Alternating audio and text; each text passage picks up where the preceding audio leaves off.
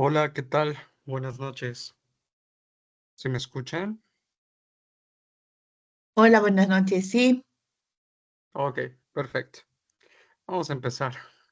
¿Cómo están? Antes de continuar, bien, muchas gracias. me da mucho gusto saberlo. Ok, hoy vamos a continuar con una extremidad de miembro inferior, que en este caso va a ser el tobillo. Y les platiqué la semana pasada que vamos, como un plus, pues bueno, vamos a ver cómo tratar una fascitis plantar, un espolón calcáneo de igual forma y gota, ¿vale? Que es una de las patologías igual comunes que podemos encontrar y que por supuesto podemos trabajar con ozono, ¿vale? Entonces, es una extremidad no tan compleja y recordemos que como hemos estado trabajando, el día de hoy terminamos con miembro inferior para que la siguiente clase veamos sueros ozonizados. De ahí continuamos con cadera, columna y pasamos a las sistémicas, ¿vale? Entonces ya estamos muy prontos a terminar las articulaciones para trabajar puras sistémicas, ¿vale? Antes de continuar, nuevamente les hago la invitación al congreso que se llevará a finales del mes de noviembre en el cual va a haber muchísimos temas de ozono desde distintos puntos de vista, distintos expertos. Me parece que está en la Ciudad de México. Entonces, por si están interesados, podríamos vernos por allá, ¿vale? Entonces va a haber médicos, igualmente va a haber licenciados, algún tipo de especialista que aborde ozono desde su propia rama, ¿de acuerdo?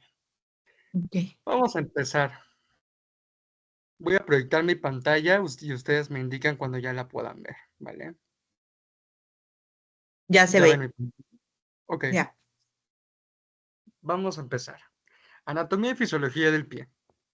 La verdad es que esta es una extremidad un poquito más sencilla de entender, considero yo, que la muñeca, ¿no? Platicábamos cuando veíamos en muñeca que es una de las articulaciones más complejas por pues, todas las articulaciones que maneja. En este caso, el pie, por supuesto que también vamos a encontrar huesos muy pequeñitos, pero la verdad es que el método de abordaje y las patologías principalmente que podemos encontrar no son tan complicadas de abordarlas. Y honestamente, tanto fascitis plantar, espolón calcáneo, gota, son patologías muy constantes que podemos encontrar y que podemos trabajar tanto con PRP y con ozonoterapia de igual forma.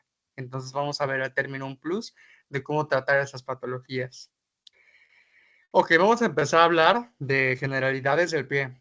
El pie es un eslabón más distal de la extremidad inferior. Sirve para conectar el organismo con el medio de lo que lo rodea. Es la base de sustentación del aparato locomotor y tiene la capacidad, gracias a su peculiar biomecánica, de convertirse en una estructura rígida o flexible en función de las necesidades para la que es requerido y las características del terreno en que se mueve. Es un segmento distal de la extremidad inferior encargado de la locomoción y bipedestación. Estructura de gran complejidad biomecánica y anatómica con múltiples funciones anatómicas. La clase pasada que platicábamos, bueno, hace dos clases, perdón, del tema de la rodilla, yo les decía, es muy importante cuando abordemos un tema en columna, en cadera, en rodilla, que también evaluemos el pie del paciente. ¿Pero qué? ¿Qué del pie?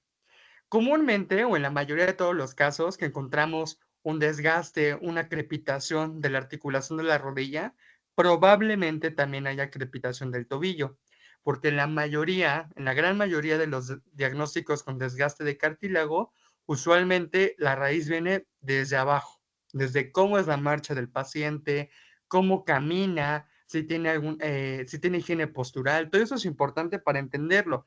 Y les decía, de nada sirve que yo meta grandes cantidades de ozono y lo vea 3 veces a la semana en las rodillas si no reparo los pies o si no analizo los pies principalmente. Entonces, los pies es la base de todo nuestro cuerpo y créanme que en la más mínima, ¿cómo les diré? En la más mínima, el más mínimo error o en la más mínima patología que podamos encontrar en el pie puede alterar toda la mecánica del cuerpo, comenzando con el tobillo, la rodilla, la cadera, la columna. Entonces es importante evaluarlo para empezar a tratarlo y que sea un tratamiento complementario junto con la cadera y rodilla, si es que aplica y si es que es necesario. Ok, cuando hablamos del sistema óseo de esta extremidad, hablamos de que tiene 26 huesos, 33 articulaciones y más de 100 músculos. Si se dan cuenta, si revisaron la presentación, se habrán percatado de que no puse todos los músculos porque son muchísimos, pero puse un porcentaje o al menos los principales que podríamos encontrar, ¿vale? Este pie se va a dividir en la parte del retropié, medio pie y antepié. Hablando del grupo óseo, nos brinda soporte, protección, estructura y movimiento. Haciendo un poco de refresh de la histología y composición microscópica de un hueso, bueno, recordemos que en materia orgánica tenemos un 30%, en materia inorgánica un 45%, y por último tenemos un pequeño porcentaje del 25% que es agua. Dentro de la materia orgánica vamos a encontrar osteoblastos, osteocitos, osteoclastos y tejido conectivo. En materia inorgánica, carbonato de calcio y fosfato de calcio. Aquí tenemos una imagen en la cual podemos ver los elementos orgánicos importantes que vamos a encontrar dentro del mismo hueso. Ok, bien sabemos que todos los huesos, pues bueno, están compuestos tanto por tejido compacto como por tejido esponjoso, ¿no? Entonces, cada uno tiene elementos importantes, principalmente el tejido esponjoso que vamos a analizar en un momento. En el tejido compacto vamos a encontrar que está formado por estonas, compuesta por láminas de matriz calcificada, sólida y dura, y se ubica en la parte externa de los huesos. Bien sabemos que conforme vamos pasando los años y vamos envejeciendo poco a poco, vamos perdiendo niveles de calcio importantes y es que por eso que, bueno, comúnmente podemos ver a la mayoría, no a todos los pacientes geriátricos, que se van haciendo pequeñitos gracias a la descalcificación que ocurre como un proceso natural, fisiológico en nuestro cuerpo. Entonces, en el caso de los piecitos, cuando encontramos una pérdida muscular y de calcio en los huesos, muchas veces la rigidez y la limitación física es muy común en pacientes geriátricos, que te dicen, ¿sabes qué? Ya no puedo estar mucho tiempo de pie, o ya no, o me duele mucho al caminar, o ya ni siquiera ni acostado ni de pie puedo estar cómodo, y esto tanto por la pérdida muscular y por la pérdida de calcio en los mismos huesitos. Por otro lado, en el tejido esponjoso, encontramos que es la parte interna de los huesos. Está formado por trabéculas, el mecanismo de dispersión de fuerzas y contiene la médula roja en algunos huesitos. De forma general, como ya lo hemos visto desde el hombro cuando empezamos el día 1, sabemos que tenemos huesos largos, planos, cortos e irregulares que constituyen todo nuestro sistema óseo. Vamos a empezar a hablar de los huesos del pie. Les platicaba que el pie se va a dividir en 3 partes, ¿vale? Y vamos a encontrar, según la bibliografía que nosotros busquemos, vamos a encontrar distintos nombres, ¿vale? Ya sea tanto por grupos óseos o por secciones anatómicas. En este caso, nosotros principalmente como sonoterapeutas, donde vamos a trabajar es en el tarso, ¿vale? En la zona del talón, que sabemos que de ahí sale la raíz de la fascia que vamos a abordar en el caso de una fascitis plantar o en el caso de un espolón calcáneo, que realmente es un hueso que va a estar principalmente en la zona del tarso. Los 26 huesos del pie se dividen en 3 grupos, tercianos, metatarsianos y falanges. Está compuesto por 26 huesos, 33 articulaciones y aproximadamente 100 músculos. Posee gran irrigación e inervación y la conjunción de todas estas estructuras y su óptimo funcionamiento repercuten en la función de todo el organismo. Aquí tenemos una imagen de las 3 partes del pie divididas en antepié, medio pie y retropié. Y les platicaba que donde vamos a trabajar principalmente nosotros uno va a ser principalmente, bueno, no directamente en el pie, sino que cuando hablamos de tobillo como tal, vamos a trabajar entre los maleolos. Ahorita les voy a presentar una imagen para que veamos cómo es que se aborda. Cuando realmente queremos abordar meramente la articulación del tobillo, vamos a trabajar en los espacios de los maleolos, tanto internos como externos. Y en la parte de un diagnóstico de fascitis plantar o espolón, pues bueno, en la parte del retropié. Ok, vamos a empezar a dividir los huesos por las secciones anatómicas. En este caso, en el retropié, pues bueno, hablamos de 2 huesos importantes, que es el calcáneo y el astrágalo. El calcáneo, pues es el hueso más grande que tenemos en la zona del pie y pues principalmente es el hueso que nos va a brindar el soporte o el impacto de fuerzas al momento de caminar. Tanto el astrágalo como el calcáneo juegan un papel importante en la articulación del tobillo, ya que la inestabilidad de estos mismos o por una mala distribución de cargas puede generar alteraciones en tobillo. Entonces, es ahí donde podemos encontrar crepitación o desgaste de la misma articulación. Entonces, hay algo que se llama tatalgia, ¿vale? Que principalmente, pues bueno, es el dolor del talón. Como terapeutas o como médicos en este caso, pues tenemos que revisar muy bien esa zona del tarso, explorar si es que también hay dolor en el talón. Probablemente el paciente llegue y te diga, ¿sabes qué? Me crepita el tobillo y abórdalo. Y va, pues qué fácil sería. Pero también esta es una exploración completa para saber si es que necesita algún punto de aplicación extra o algún dispositivo ortopédico en todo caso de ser necesario.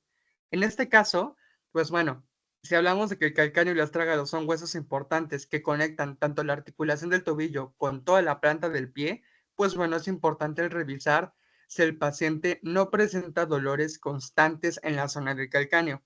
Cuando el paciente refiere, oye, fíjate que tengo dolor en el talón, como en la parte de adentro, en la parte de afuera o en el centro, pues es un paciente que tiene una mala distribución de cargas. Hay una alteración en su mecánica. Entonces, es un indicador de que si desde abajo, si el paciente ya me está diciendo, tengo un dolor en el talón, algo no está tan bien. Entonces, probablemente también sufra de constantes dolores en el tobillo y hasta en la rodilla, porque desde abajo todo va a ir subiendo mal. En este caso, hablando de distribución de cargas, tengo que derivar a algún ortopedista, algún podólogo para que haga la exploración completa y estudios complementarios y podamos trabajar en fusión, ¿vale? Tanto con un dispositivo ortopédico, tanto con ozonoterapia, para poder rehabilitar a un paciente. Pasamos a los huesos del medio pie. Tenemos el cuboides, escafoides y cuneiformes o también llamadas cuñas, ¿vale? En este caso, cuñas vamos a encontrar la interna, intermedia y lateral. En este caso, esos huesitos no los vamos a infiltrar. Es muy raro el caso en el cual haya una alteración ósea en este grupo óseo. Entonces, en todo caso de que se requiera, realmente será un poquito riesgoso tanto por la inervación y la irrigación sanguínea que podemos encontrar en esta zona del piecito. Y en la parte del antepié vamos a encontrar los huesos metatarsianos y las falanges. Aquí vamos a agregar otro diagnóstico que es muy común, el tema de la gota. En la mayoría de los casos que yo he abordado de gota, pues bueno, podemos verlo tanto en rodillas como en los dedos del pie. A mí, con base en mi experiencia, el porcentaje de pacientes que he atendido con ozonoterapia en un tema de gota, la mayoría se localiza en el primer dedo. ¿Vale? En el dedo gordito, en el primer ortejo, en la gran mayoría. Y usualmente la cristalización del ácido úrico la vamos a encontrar entre el espacio interfalángico y del metatarsiano. Entonces, supongamos, voy a hacer un poquito de zoom. Justo en este espacio es donde usualmente el paciente va a referir dolor y te va a decir, es un dolor que se irradia como hacia acá, como que hacia la puntita del dedo y necesito saber cómo lo abordo. ¿Se puede abordar? Por supuesto, podemos meter puntos de ozono para reducir el dolor, pero también es muy importante pues hablar con el paciente y decirle que el ozono va a bajar el dolor, pero no cura la gota. O sea, evidentemente necesitamos un elemento importante en la nutrición para que trabajemos de la mano y funcione, ¿vale? Pero yo les mentiría si les digo que el ozono cura la gota. O sea, cuando hablamos de gota, bien sabemos que hay elementos importantes que nos llevan a desarrollar ese diagnóstico. Y la pura infiltración de ozono no va a sanar a un paciente. Necesitamos también apoyo con nutrición. ¿Hasta aquí vamos bien? Sí, Sí, Ok, Sí, vamos muy bien. yo sé muy bien, utilizar perfecto. la aplicación de ozono para un paciente que tiene gota, pero él sí le afectó mucho, incluso en codos, muñecas y tobillos. Y la verdad es que le ha ayudado bastante. Exacto, muy bien. Muchas gracias. Es que el ozono realmente es muy bueno en casos de gota, como les digo. Hay muy buena respuesta porque sí la hay, pero todo va a ir de la mano también con los elementos nutricionales que lleva un paciente. Y por supuesto, la gota no nada más va a abordar o se va a localizar en un dedo. Realmente el tema de la cristalización del ácido úrico lo podemos encontrar en muchísimas articulaciones. Pero muy bien, ¿cuántas sesiones has trabajado tu pacientito? Con él llevo 3 sesiones porque incluso es alérgico al opurinol. Entonces, Ok, con él ha costado un poquito más de trabajo el control de ácido úrico por la misma situación. ok. ¿A qué concentración lo trabajas? Se De lo estaba ozono. empezando 18 y con eso tenía Ujú. muy buena respuesta, porque el dolor no era tan intenso, pero sí era como multiarticular. Ok. Está muy bien. Entonces, ¿trabajaste alguna sistémica también o pura local? No, con él también sistémica, Ok. ¿Mayor? insuflación ¿Suero? rectal. Ah, insuflación rectal. Está perfecto. Muy bien. Muy bien. Claro, en este caso, pues bueno, el ácido úrico, por supuesto que lo vamos a trabajar inicialmente local, intraarticular, pero también es muy importante el complementarlo con una sistémica. En el caso de una nivelación lipídica, en este caso triglicéridos, ácido úrico, colesterol, es muy importante trabajar una sistémica, digámoslo, grande, ¿no? Que en este caso sería una insuflación rectal, que está perfecto como lo estás trabajando, o una terapia mayor, ¿vale? En el caso de una terapia menor, no sería recomendado en un caso de gota. ¿Por qué? Porque realmente una terapia menor lo que va a hacer es modular el sistema inmunológico, no va a trabajar tanto en metabolismo. Entonces, en el caso de que yo quiera regular a un paciente con perfil lipídico muy alto, pues bueno, está perfecto tanto una insuflación rectal como una terapia mayor de ozono. Y por supuesto, complementarlo con las terapias intraarticulares. Está perfecto como lo estás abordando. Entonces, claro, aquí como menciona la compañera, si en todo caso de que el paciente o no tolera o no le gusta o es alérgico al activo farmacológico, por supuesto, lo puedo trabajar con ozono, pero sí me va a costar un poquito más de trabajo que el que sí está tomando medicamento. Entonces, en este caso es válido porque es alérgico al medicamento, pero en todo caso de que no, los efectos y el resultado pues va a ser un poquito más rápido, ¿va? Entonces, en el caso, bueno, de las demás articulaciones ya sabemos cómo trabajarlas, pero en este caso del dedito, que les decía, con base en mi experiencia, en la mayoría, usualmente es en esta articulación entre el metatarsiano y la falange, articulación metatarsofalángica, y aquí hay distintos métodos de abordaje. ¿Por qué? Qué fácil es hacer un bostezo y meto la aguja, pero es muy doloroso, ¿vale? Lo que platicábamos hace unas semanas cuando hablábamos de muñeca y hablábamos de artritis reumatoide, por ejemplo, les decía, podemos infiltrar entre cada nódulo y va a funcionar, pero la realidad es que sí puede llegar a doler un poquito o un bastante poquito. Entonces, ¿cómo puedo hacer una buena infiltración sin que duela tanto? ¿Vale? Porque esa es la palabra. Yo les mentiría si les digo, hay una técnica que no va a doler nada, porque en esta zona, como los músculos de la piel puede llegar a ser muy delgadita, duele bastante.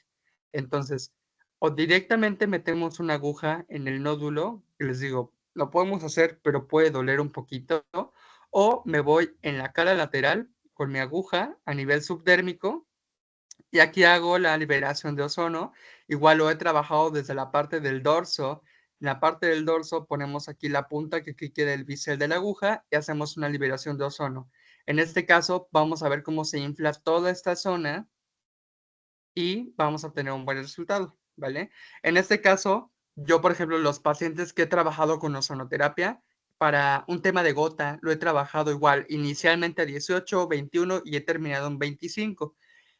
Va a depender mucho, por supuesto, de cuánto tiempo tenga de evolución con la gota, si toma o no toma medicamentos, si cuida la alimentación de igual forma, ejercicios de rehabilitación física que puedan llegar a ser complementarios. Va a depender mucho la recuperación.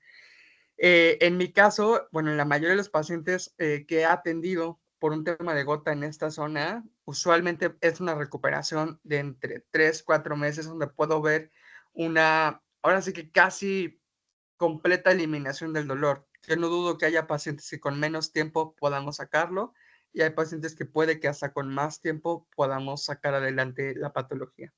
Todo va a depender, como les comento, de si toma o no toma medicamento, si hace algún tipo de ejercicio de igual forma, la alimentación es clave también para que realmente saquemos adelante al pacientito. ¿Alguien más ha trabajado un tema de gota con algún paciente? Aunque sea en otra No, yo no. articulación, No, ¿no? yo no. Ok. Julio, ¿andas por ahí? Sí, profe. No, no lo he Sí. trabajado. Es que todavía no tengo el generador de ozono. Ah, ok, ok. Vale. Entonces, bueno, nada más tenemos una compañera que ha trabajado un tema de gota, pero bueno, igual tomen elementos o recomendaciones que ella dio ahorita, como lo ha trabajado y podemos hacerlo así, ¿vale?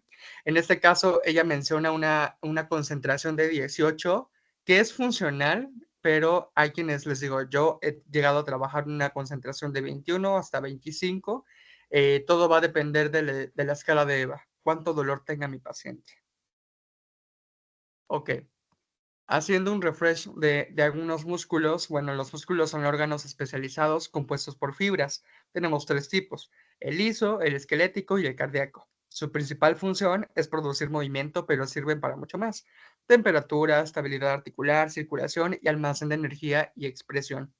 Aquí también algo muy común, hablando meramente del tobillo, cuando tenemos un paciente que está muy acostumbrado a hacer ejercicio, supongamos, es un paciente que profesionalizó el ejercicio, se dedica a competencias, shalala, y lleva años entrenando y deja de entrenar de así un día para otro, realmente también podemos encontrar alteraciones articulares. ¿Por qué? Ya sea por X o Y razón que deje de entrenar, o aunque no sea un profesional en el ejercicio, cuando tú llevas un ritmo constante de ejercicio y lo dejas de hacer, es muy común que encontremos dolores tanto musculares e interarticulares por la misma inestabilidad y pérdida de masa muscular que vamos a estar pasando. ¿Alguien de aquí le ha pasado que hace mucho ejercicio y por épocas deja de hacer y regresa, lo deja, regresa? ¿Alguien lo ha manejado así alguna vez? Sí, yo. Ok. En el periodo de tiempo en el cual lo dejas, ¿has pasado por algún tipo de dolor articular, muscular o nada? Sí, de hecho lo tuve que dejar forzosamente porque traía una hernia de disco, entonces pues bueno, fui a dar hasta el hospital pues por cirugía y sí estuve más de un mes, o sea, ni siquiera Ujú. fue tanto, y como no podía mover la pierna en ese momento que estaba afectada fue la pierna izquierda, de verdad Ok, que no podía moverla y con un mes que pasó, después de que salí del hospital y todo, caminar fue algo realmente horrible, o sea, me dolía muchísimo, sentía como la rodilla me dolía muchísimo. Hasta la fecha todavía me duele, pero pues sí llevo fisioterapia y me ha ayudado bastante. Pero todavía con algunos movimientos me duele. La espalda igual, el talón también. Entonces, o sea, fue un mes, ni siquiera fue tanto, pero no tuve ok. nada de movimiento en esa pierna porque pues me dolía. Entonces, pues sí he pasado por eso y es verdad que los músculos se atrofian en un día, de un día para otro si lo dejas. Ok. ¿Te operaron de la hernia? Sí, Ok, sí, y lo que ahorita pasa ya no es que tienes complicaciones. no, lo que me dolía bastante era porque estaba mi nervio ciático atrapado, entonces era Oh, lo sí. que me molestaba muchísimo y pues dejé de caminar prácticamente. Ok, me imagino que lo tenías en lumbares, ¿no? Ajá, sí, Ok, de ok. L2 creo, no, de L4 a S1 o algo así. No, directo, casi en plexo lumbosacro. No, pues sí, exacto. Entonces, yo dije, "Ah, ya tenemos paciente para discólisis, entonces. Pero bueno, qué bueno que te operaron y que ya estás un poquito mejor. Pero justo, Mm, o sea, como les comento, ¿perdón? ¿Hablaste o escuché mal? No, ¿No? Hola, hola. no, todo bien. Ah, ok, ok, perfecto. Entonces, En este caso, como les comento, eso es común y les digo que es una realidad porque a mí me pasó eso, de que igual era una persona que constante iba al gimnasio, a lo mejor no a un grado profesional, pero pues sí iba constantemente, mínimo 5 días a la semana. Por cuestiones laborales, como todo adulto, me pasó que dije, bueno, voy a dejarlo por un tiempo, por una semana. Y esa semana se volvió en dos, y de ahí se convirtió en un mes, 2 meses, tres, y lo dejé, la verdad, ya llevo, bueno, llevaba un buen rato sin entrenar, y empecé con muchísimo dolor articular. Entonces, evidentemente hubo atrofia muscular, perdí mucho músculo, la articulación queda todavía más, ¿cómo les podría decir?, inestable por la misma pérdida muscular. Entonces, es una realidad que en pacientes de ese tipo, pues bueno, tenemos que evaluar también cuánta pérdida muscular tiene el mismo para saber si es prudente o no es prudente enviarlo a hacer ejercicio. En el caso de un paciente, supongamos que yo te llego a ti a consulta y te digo, oye, doc, ¿sabes qué? Supe que pones ozono, shalala. Fíjate que llevo 30 años haciendo ejercicio e hice competencias, shalala, y ya se me desgastó el cartílago, ya no tengo un cartílago. ¿Tú qué me recomendarías? ¿Seguir haciendo ejercicio o dejar por completo el ejercicio? ¿O qué indicación me darías a mí? Suponiendo, perdón, que llevo 30 años haciendo ejercicio. Igual y solo Dejar de hacer disminuir el impacto, ¿no? O sea, hacer ejercicio, pero que sea de bajo impacto, podría ser. Ok, muy bien. Julio. Yo diría dejar de hacer ejercicio, pero de manera gradual. Ok. Pati.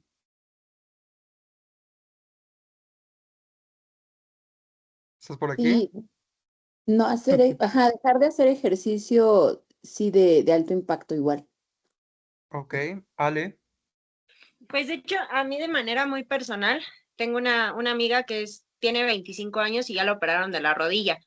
Entonces, Ok. igual yo he traído como cierta molestia y a mí el traumatólogo me dijo que, o sea, que era importante que no dejara de entrenar. Obviamente que sí bajara a lo mejor el peso con el que suelo entrenar, pero que sí no lo deje porque también el hecho de que fortalezcamos los músculos que están alrededor de las articulaciones permite que haya menos movimiento y que haya menos riesgo de lesión a la gente que no hace ejercicio. Incluso sí está comprobado que una persona que tiene una lesión se recupera más rápido siendo una persona que es deportista a una persona que nunca ha hecho ejercicio.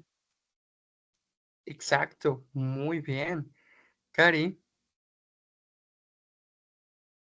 Sí, yo estoy totalmente de acuerdo. De hecho, el pacientito que yo les comenté hace un tiempo, al que dejó de ir porque le molestaba mucho, súper joven, 37 años, él realizaba CrossFit y me acuerdo que me dijo que lo tuvo que dejar por completo por la molestia de la rodilla y que eso le trajo mucho más problemas, o sea, le dolía más, subió muchísimo de peso, etc, etc. Entonces, pues mi recomendación fue esa, que no dejara el ejercicio, pero que el impacto lo bajara. Obviamente que no regresara al CrossFit, pero que no dejara por completo de hacer ejercicio. Y es una recomendación que yo les doy a todos mis pacientes. Aunado al peso, obviamente, a mantener un peso pues balanceado, pero el ejercicio completamente, porque muchos de los pacientes a los que atiendo, después de su terapia me dicen, y entonces doctora, ya no voy a realizar nada, ¿verdad? Tengo que estar acostadito, no sé qué, y no, o sea, como que el paciente piensa que porque tiene alguna lesión o así debe permanecer todo el tiempo en cama y no, todo lo contrario, porque si no atrofiamos todavía más los músculos, las articulaciones. Entonces estoy completamente de acuerdo en este caso que mencionó, solamente bajar el impacto, pero no abandonar por completo el ejercicio. Ok. Exacto. Y es correcto. Algo que mencionó Ale que es muy, muy importante y súper acertado, ¿no? Evidentemente una persona que constantemente hace ejercicio lo hace de manera adecuada. En el caso de que tuviera una lesión, es más fácil que se recupere que una persona que nunca ha hecho ejercicio. Entonces, ¿por qué? Simple y sencillamente, porque al momento de trabajar músculos que rodean la articulación, pues cuando le damos un soporte, ¿no? Le damos fuerza, le damos movilidad. Y en el caso de que yo no lo trabaje, pues más me va a doler, más me va a crepitar. Entonces, en este tipo de pacientes que ya lo profesionalizan, que llevan años entrenando, yo no puedo suspender por completo el ejercicio. Lo voy a decir claro, vamos a reducir ejercicios de alto impacto, vamos a tener más cuidado con las cargas de igual forma, pero no podría suspender por completo el ejercicio.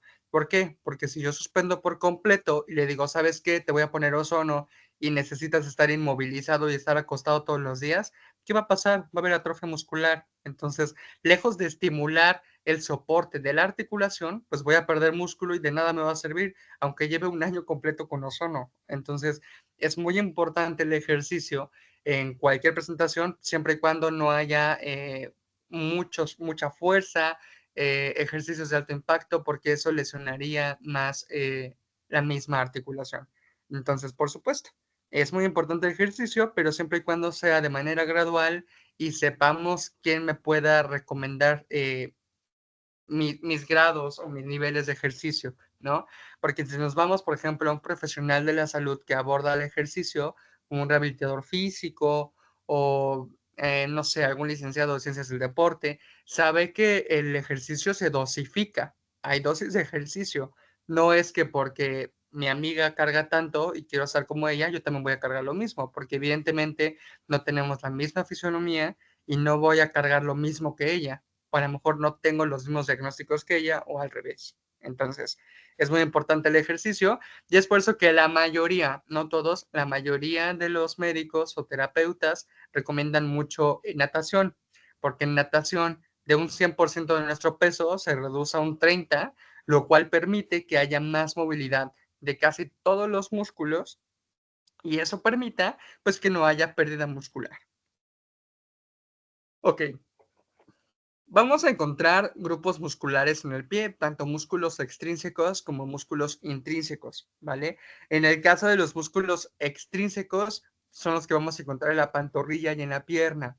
Y los intrínsecos son los que vamos a encontrar en toda la zona plantar y dorsal de nuestro pie, que son músculos pequeñitos y como lo vemos en la literatura, son más de 100 músculos. Entonces, vamos a ver como un grupo general muscular. ¿Y esto por qué? Porque no podemos abordar todos los músculos plantares, ¿vale? En algunos casos, les digo, trabajaríamos en dorso, en talón, pero músculo por músculo no lo abordaríamos, ¿vale?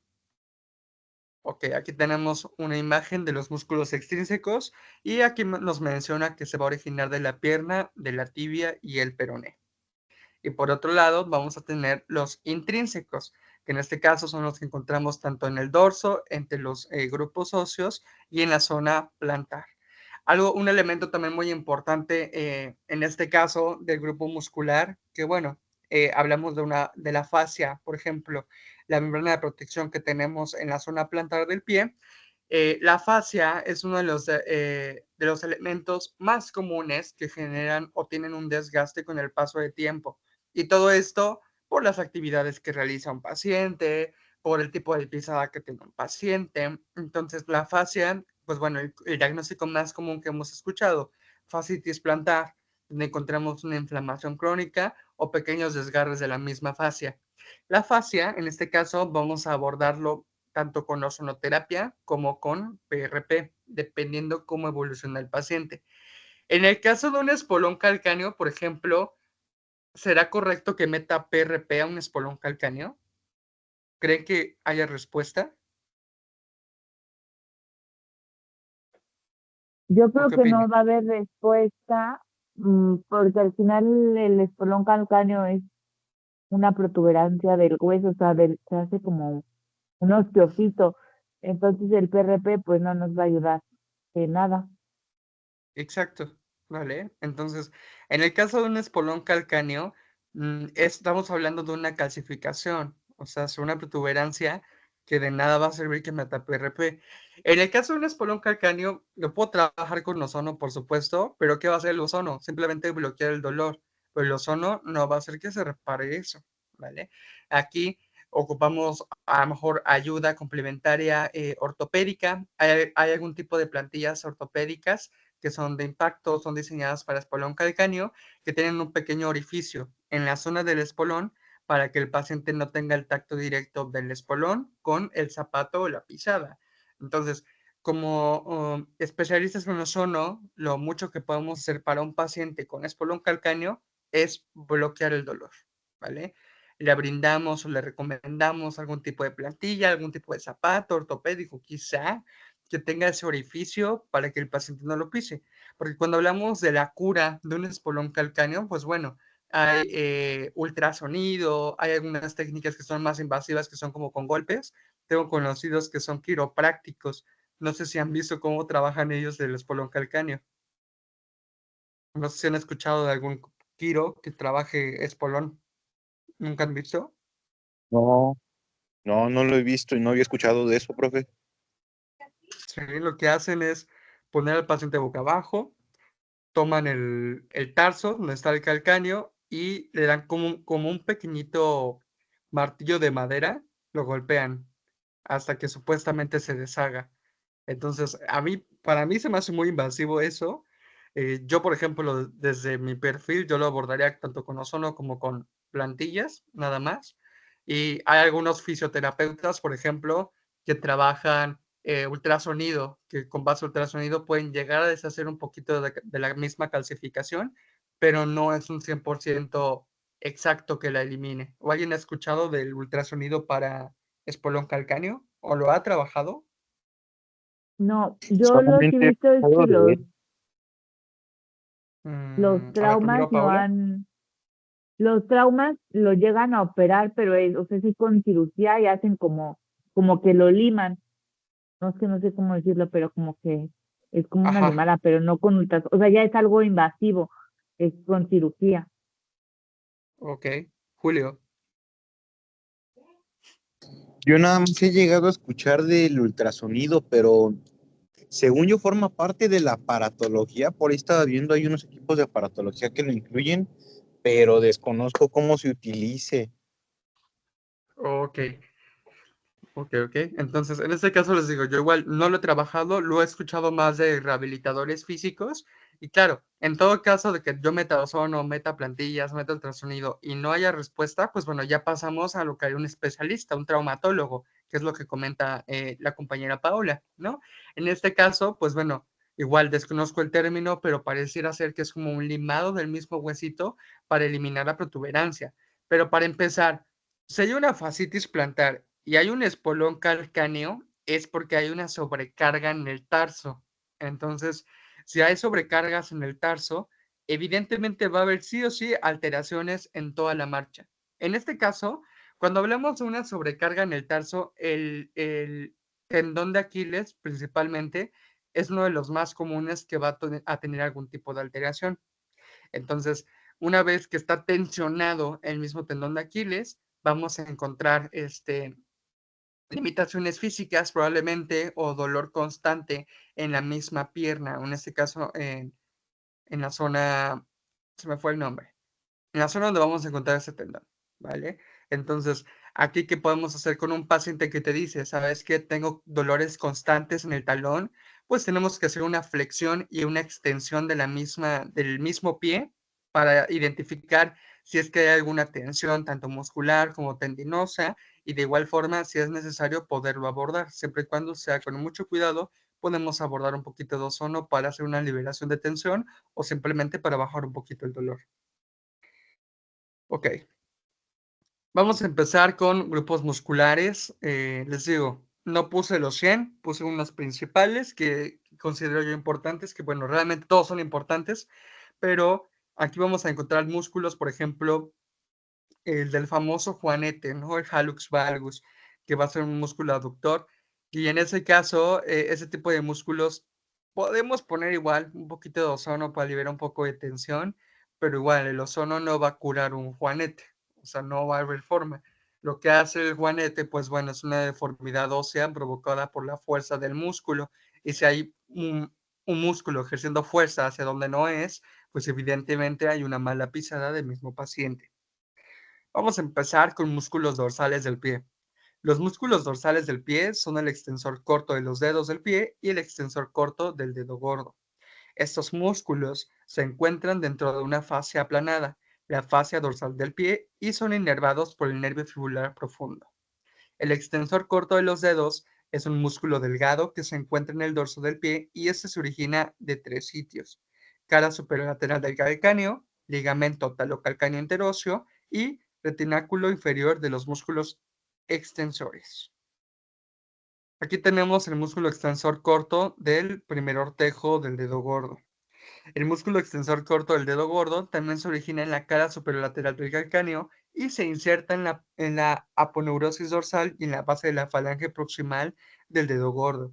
Quiero que vean principalmente dónde termina el mismo músculo y es uno de los músculos principales que puede generar, con una mala mecánica, puede generar alteraciones tanto en la sobrecarga del primer dedo como puede favorecer a la producción de un famoso juanete, o coloquialmente llamado como juanete.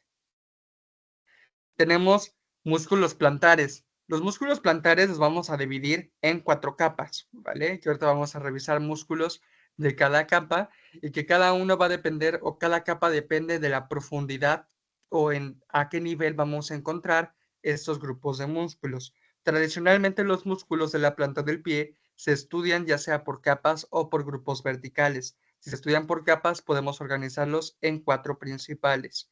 En la primera capa vamos a encontrar el abductor del dedo gordo. La función de este músculo es la abducción y flexión del dedo gordo.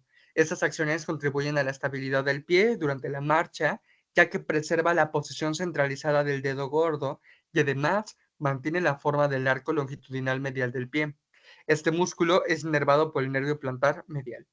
En este caso, casi todos los músculos que vamos a encontrar, tanto en dorso como en planta, van a favorecer a el tipo de pie que pueda tener un paciente, sea un pie plano, sea un pie cóncavo, un pie cabo, con muchísimo arco longitudinal. Y todo esto va en base a los puntos de carga que puede tener un paciente. En el caso de que tú tengas un paciente que viene por un dolor en el tobillo o viene por un dolor en la rodilla, por ejemplo, antes de infiltrar, pues bueno, bien sabemos que tenemos que hacer una exploración total del paciente, pero ¿qué voy a revisar en el caso del pie? Aquí, cuando encontremos un paciente en rodilla, por ejemplo, con un problema en ligamento lateral, sea interno, sea externo, aquí va a tener mucho que ver con cómo pise el paciente.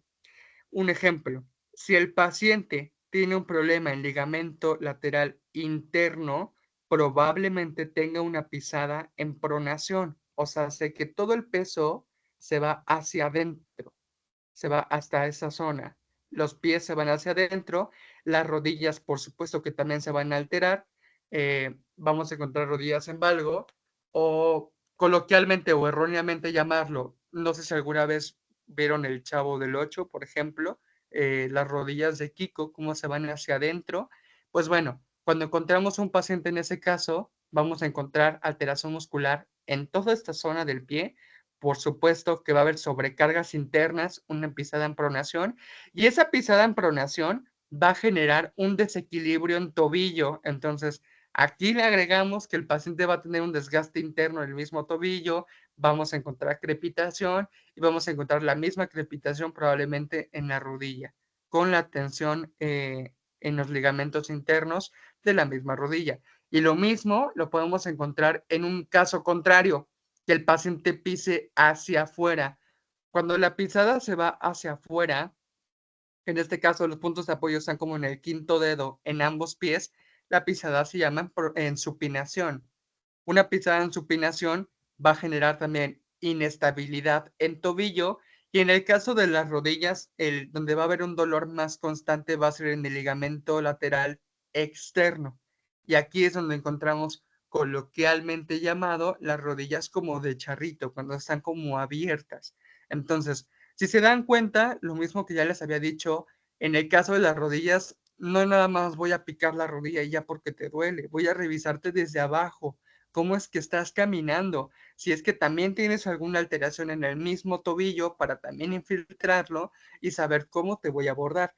En este caso, sea cual sea el tipo de pisada, sea en supinación, sea en pronación, evidentemente hay una alteración muscular y evidentemente probablemente pueda encontrar un caso en la zona plantar o dolores constantes, tanto en el tarso como en el metatarso. ¿Lo puedo trabajar con ozono? Por supuesto. Les decía, si existe una fascitis plantar, si existe un espolón calcáneo, de ley aquí hay sobrecargas. Entonces, si hay sobrecargas, toda la tensión muscular se va a ver afectada y va a haber alteraciones en toda la pisada. Y si hay alteración en la pisada, hay en el tobillo. Y si hay en el tobillo, hay en la rodilla. Y así vamos subiendo hasta la cadera y hasta la columna. ¿Hasta aquí vamos bien?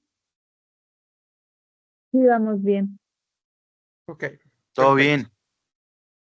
Vamos a encontrar el músculo flexor corto de los dedos. El músculo flexor corto de los dedos se encarga de la flexión de los dedos a nivel de las articulaciones metatarsofalángicas de los 4 dedos laterales y además soporta el arco longitudinal del pie mientras impulsa el cuerpo hacia adelante durante la marcha.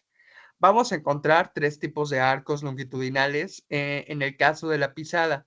En el caso de la cara interna, arco interno, arco externo en la cara externa, y aquí en este punto, la unión entre el quinto y el primer dedo, de esta forma, vamos a encontrar un arco transverso, ¿vale?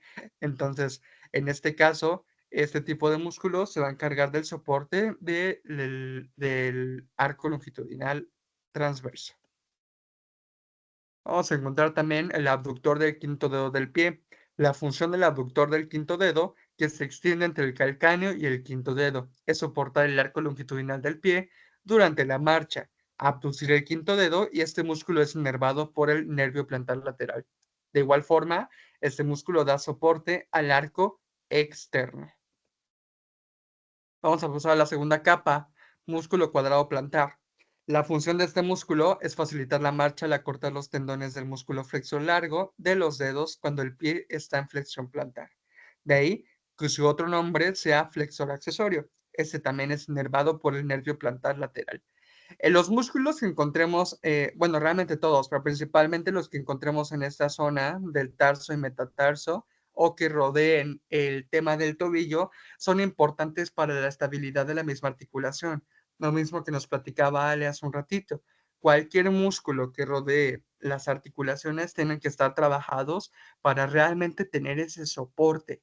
En este caso, evidentemente, como médicos, a lo mejor no podemos decir o poner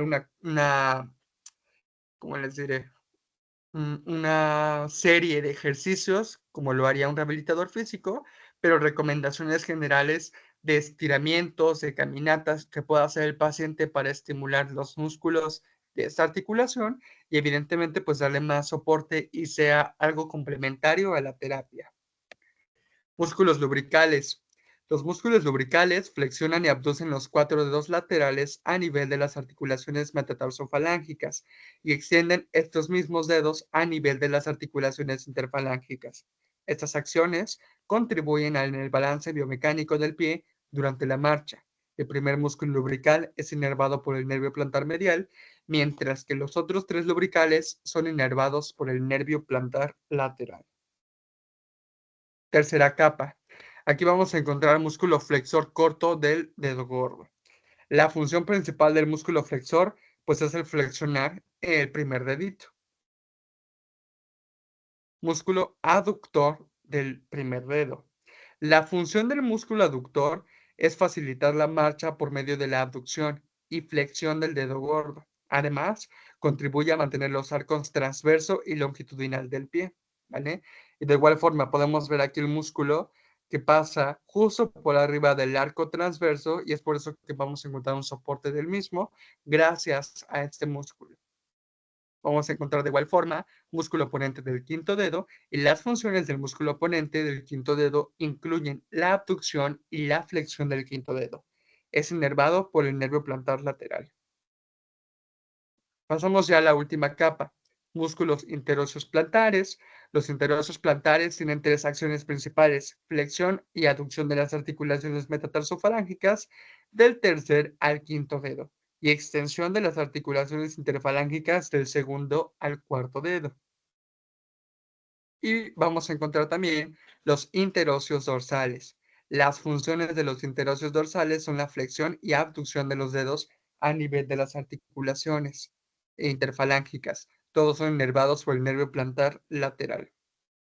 Ahora, ya acabamos con músculos y huesos, vamos a ver de forma general arterias. Pues bueno, bien sabemos que en este caso vamos a encontrar en esta zona, en la cara posterior y en la cara anterior del mismo pie, vamos a encontrar arterias principales. Cabe mencionar que no hay tanto riesgo al momento de hacer un abordaje, siempre y cuando lo hagamos de forma correcta, pero ahorita que veamos los puntos de abordaje se van a dar cuenta que no habría tantas complicaciones. Nervios. Aquí les puse esta imagen donde podemos ver de forma general los nervios tanto safeno, sural, peronal profundo, peroneo superficial, calcáneo, plantar y el tibial posterior, ¿vale? Que es por donde inervan cada uno de estos músculos en la zona plantar y dorsal del mismo pie. Aquí tenemos una imagen más exacta de los mismos nervios que podemos encontrar. Les dejé bibliografía y pues bueno, vamos a pasar al abordaje. En este caso, pues bueno, quiero que ubiquemos principalmente los maleolos. ¿Siguen viendo mi pantalla? Sí, sí se ve. Sí, Sí, Ok, perfecto. Aquí, justo donde está esta flecha que dice mortaja y aquí donde dice talo, vamos a encontrar dos espacios, ya los ubicaron, que están en una angulación. Entonces, así como se ve este espacio, es como tenemos que meter la aguja en este ángulo, ¿vale? Aquí en este caso vamos a trabajar con la aguja del 30, la pequeñita. Entonces, angulamos la jeringa hacia arriba y hacemos una infiltración entre los espacios del maleolo. Se puede en el interno y en el externo, ¿vale? Entonces, les digo, tendríamos que palpar, o lo pueden hacer ahorita entre sus mismos maleolos, palpen, y el paciente puede estar preferentemente, o como yo lo he abordado, es en un paciente sentado, ¿vale? Yo me acomodo más de esa forma. Lo siento en la camilla, que los pies cuelguen, y eso me permite que el mismo pie del tobillo no se mueva, no se cierra y pueda meter la aguja. Si el paciente se acuesta o quiero hacer un abordaje en un paciente acostado, puede que me cueste un poquito de trabajo, ya que la angulación del pie va a generar una extensión y probablemente se me complica un poquito el entrar. ¿Alguien ya ha abordado tobillo? No, yo la vez que lo que más abordo siempre ha sido rodilla. Ok. Patti, No, profe, solo rodilla. ¿no? Ok, entonces, en este caso, como les digo, como lo he hecho, para mí es más práctico sentar al paciente, que los pies cuelguen y de esta forma, pues bueno, hago que no se mueva el pie, queda justo en la postura natural y me permite el entrar en ambas zonas. Aquí, claro, dependerá de en dónde encuentro el dolor o dónde está la crepitación principal del mismo pacientito para saber qué punto voy a abordar. Si nos damos cuenta, pues bueno, vamos a encontrar este pequeño espacio, el cual cualquiera de los dos puntos que tú infiltres va a ser funcional.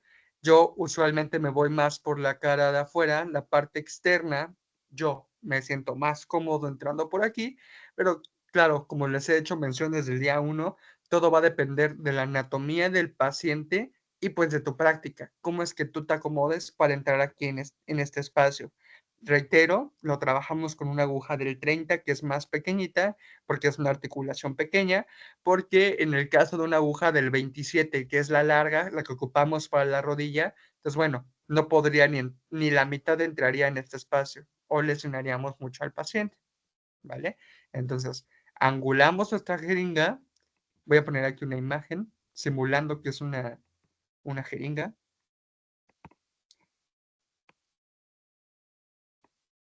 Vamos a angular la jeringa para poder entrar de esta manera, ¿vale? Entonces, angulo, entro, aspiro y suelto el gas y ya puedo sacar. De igual forma por este lado,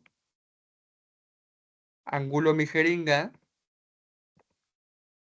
entro, aspiro y saco, ¿vale? Les digo, para mí es más práctico trabajarlo de esta manera en pacientes que estén sentados. Cuando están acostados no me gusta porque usualmente la pierna, o en este caso el pie, llega a hacer una ligera extensión y puede que se cierre el espacio y no te permita entrar. Entonces, para mí es más cómodo así, ya que como el pie queda totalmente colgado, los espacios se pueden abrir ligeramente un poquito más, ¿vale? De igual forma, lo que pueden hacer es que con una mano pongas tu mano aquí en el dorso para generar como un bostezo y con la otra mano infiltres, ¿vale? Eso permitirá una extensión, una liberación, un bostezo en estas articulaciones para que la aguja entre y no tengas demasiadas complicaciones. ¿Sí quedó claro el abordaje? ¿O lo vuelvo a explicar? Sí, No, quedó creo que claro. sí Quedó lo claro, entendí. profe. Ok. En el caso de una fascitis plantar o de un espolón calcáneo, bueno, bien sabemos que la raíz de la fascia la vamos a encontrar justo aquí, en el calcáneo. Aquí hay de dos. Puedes trabajar directamente la raíz o puedes trabajar las ramas de la misma fascia. Solo que en el caso de la raíz, aquí sí lo puedes hacer a 90 grados, meter la aguja igual a pequeñita, la de 30, y aquí en esta zona del metatarso no metemos la aguja a 90 grados. Aquí se acuesta entre 15 y 10 grados para que hagamos pápulas subdérmicas. O sea, sé que nada más vas a meter la puntita, el bisel de la aguja, vas a infiltrar, vas a hacer que se infle esta zona y nada más, ¿vale? En este caso no podemos meter la aguja completa porque podríamos lesionar un nervio o simplemente lastimaríamos demasiado. En el caso, ay, perdón, se me movió la pantalla. En el caso de que nada más fueras a abordar la raíz de la fascia, o sea, es aquí, ¿cómo trabajó el paciente? El paciente tiene que estar boca abajo en la camilla y sus pies tienen que quedar en el límite de la camilla, permitiendo un ángulo de 90 grados, ¿vale? Entonces, antes de picar aquí, yo lo que hago, pues es hacer una exploración completa, palpar, palpar toda la zona de la fascia para encontrar algún otro punto de dolor. Va a haber pacientes que te digan, ¿sabes qué? Me duele más la cara interna o me duele más la cara externa o me duele solamente en el centro. Entonces, eso va a ser clave para saber cómo vas a infiltrar. Que realmente, sea cual sea el punto de dolor, la verdad es que el abordaje yo lo hago completamente igual. ¿De qué forma? Ya tengo mi paciente boca abajo, ya identifiqué las zonas de dolor. Antes de meter cualquier aguja, ¿qué necesito hacer? Palpar, no clavar las uñas, solo palpar con fuerza o muchas veces lo que hago yo con la misma jeringa, aún con el capuchón, hago punciones aquí con el capuchón para estimular el pie y que sienta o tenga esa sensación de que voy a trabajar en esta zona. Porque si nada más veo, limpio y agarro mi aguja y entro, el paciente por estímulo me va a mover el pie y lo voy a lastimar. Entonces, antes de meter cualquier aguja, pico, pico, con el bisel, perdón, digo, con el capuchón, con el bisel todavía no, con el capuchón o con los dedos, hago mucha presión en esta zona, hago un estímulo, preparo el pie e infiltro, ¿vale?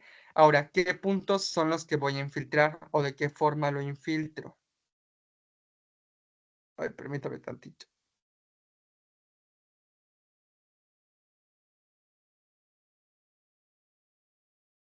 Les voy a poner igual formas pequeñitas para que identifiquen los puntos de abordaje. El punto central va a ser aquí, tu primer piquete, ¿vale? Prácticamente aquí va a ser la primera zona donde vas a infiltrar. Justo en medio, aquí, ¿vale? Ese va a ser el primer punto que vas a meter. ¿Cuánto metemos o a qué concentración?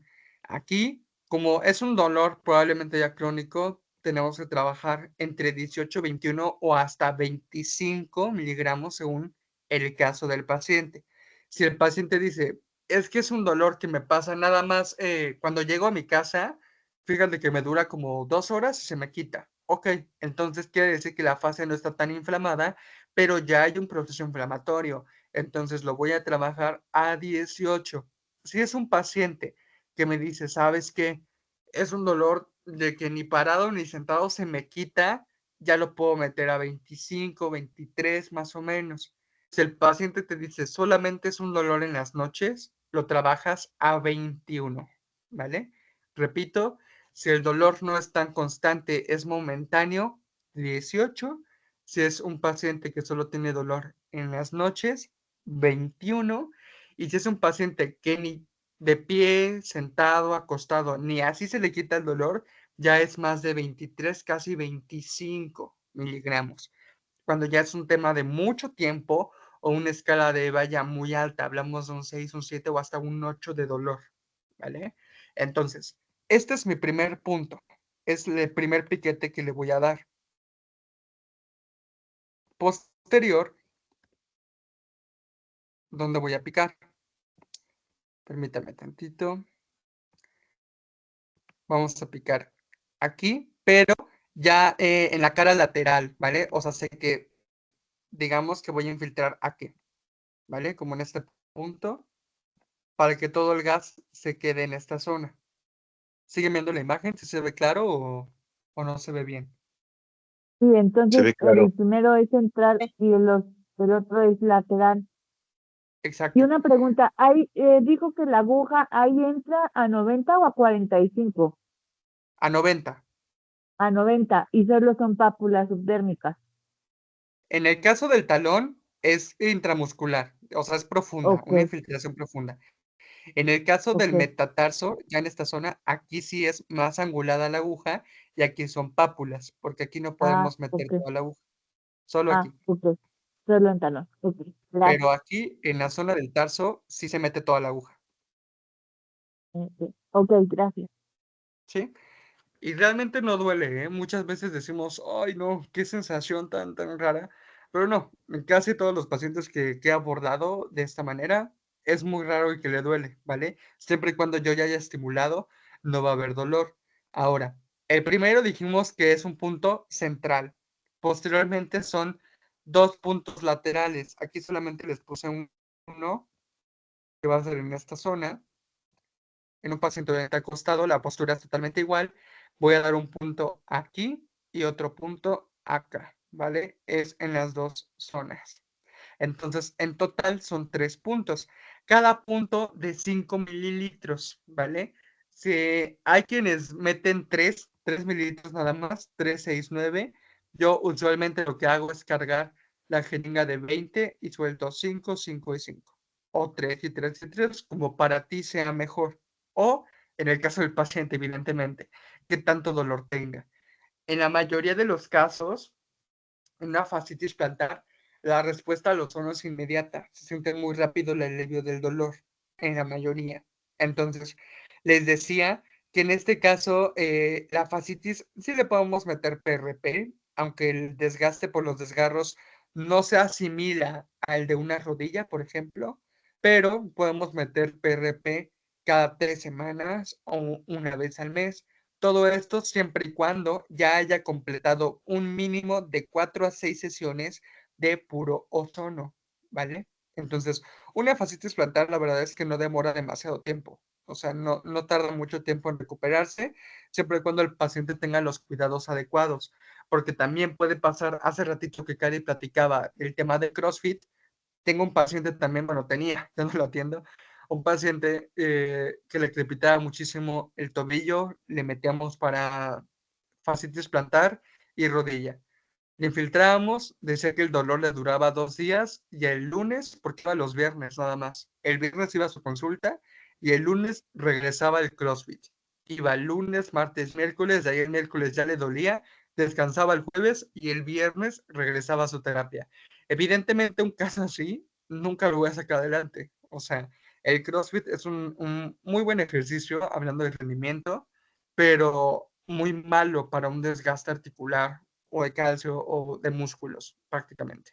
Entonces, aquí claro que tienes que hacer mucha mención del paciente que haga estiramientos, que haga movimientos rotatorios de la misma articulación, extensión, flexión, que se ponga de puntas, que haga ejercicios de estiramiento para la misma fascia, siempre y cuando estos no generen demasiada tensión, ¿vale? Entonces, aprovechando la imagen, ¿hasta aquí vamos bien? Sí, Tengo una Sí, duda. ¿Ok? ¿Te escucho?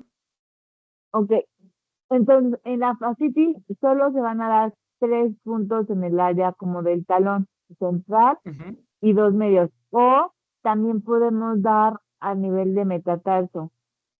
O los de metatarso son opcionales. Los de metatarso son opcional. solamente si sí hay dolor en metatarso. Hay quienes Ah, sí ok. tienen, quienes solamente lo tienen en el talón, Ah, ok, perfecto. Muchas gracias. ¿sí? Entonces les digo, de cajón son los 3 de aquí.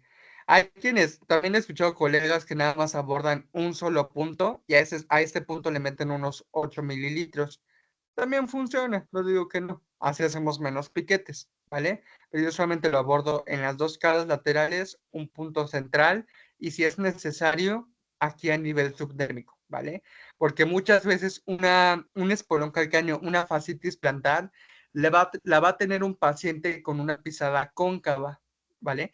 Que sus puntos de apoyo van a estar aquí, en el talón, y en el metatarso. Y toda esta zona, el arco plantar va a estar muy pronunciado.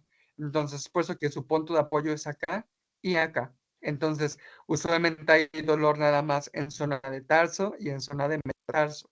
Pero les he mencionado que aquí ese es opcional y lo podemos abordar meramente subdérmico. No puede ser intraarticular o intramuscular porque así lastimaríamos mucho al paciente. En el caso de la gota, les decía, voy a ocupar este mismo puntito. No en todos, pero en la mayoría de los casos se localiza en la articulación metatarsofúngica, en este punto. Entonces, aquí puedes generar un bostezo para meter la aguja o a veces por arriba del dorso la hacemos de forma subdérmica. Cualquiera de las dos funciona, ¿vale? Esto va a generar un efecto analgésico en esta zona y podemos sacar adelante al paciente.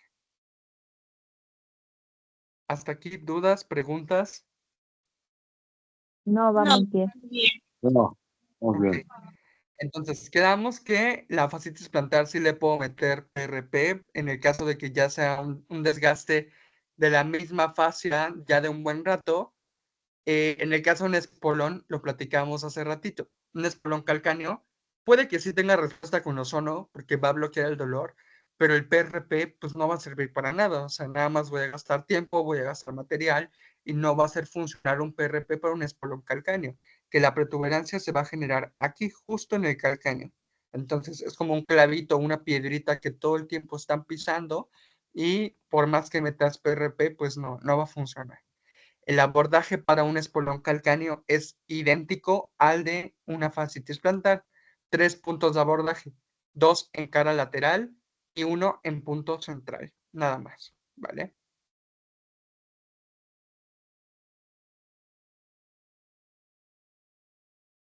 ¿Dudas, Una pregunta, preguntas? aproximadamente el número de sesiones eh, lo Para haríamos fascitis.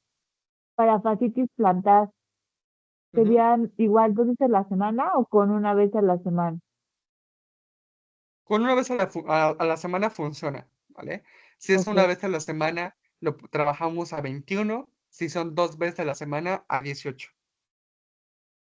ok. Y más o menos que como unas 5 sesiones. Hablamos de entre 8 y 10 sesiones Ah, aproximadamente. 8 y 10 sesiones. Sí, sí, sí. Ok, perfecto. Ujú. Gracias. Y si lo Sí, abordamos 2 veces a la semana, estamos hablando de un mes y una ok, semana aproximadamente, ¿vale? ok. Va. Ok, entonces voy a dejar de compartir.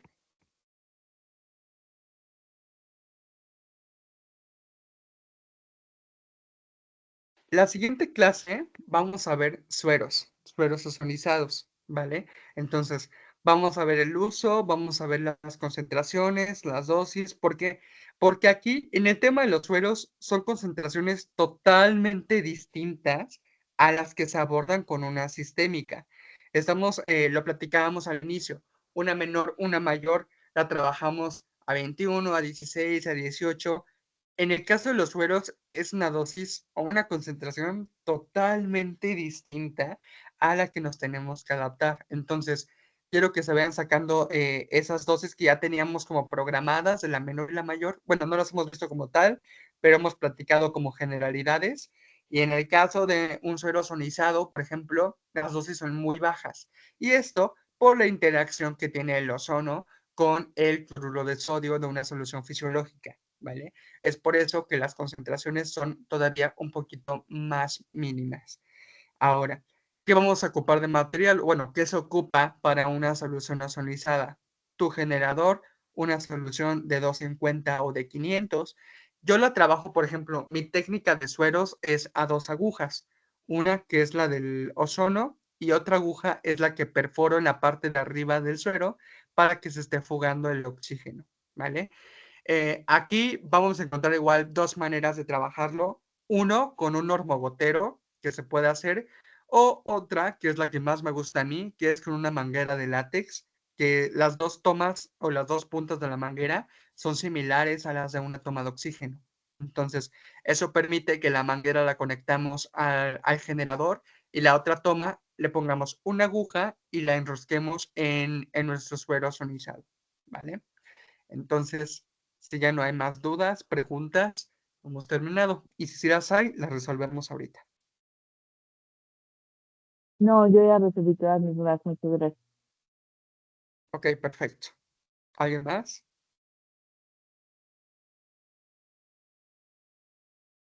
No, profe, no tengo dudas por el momento.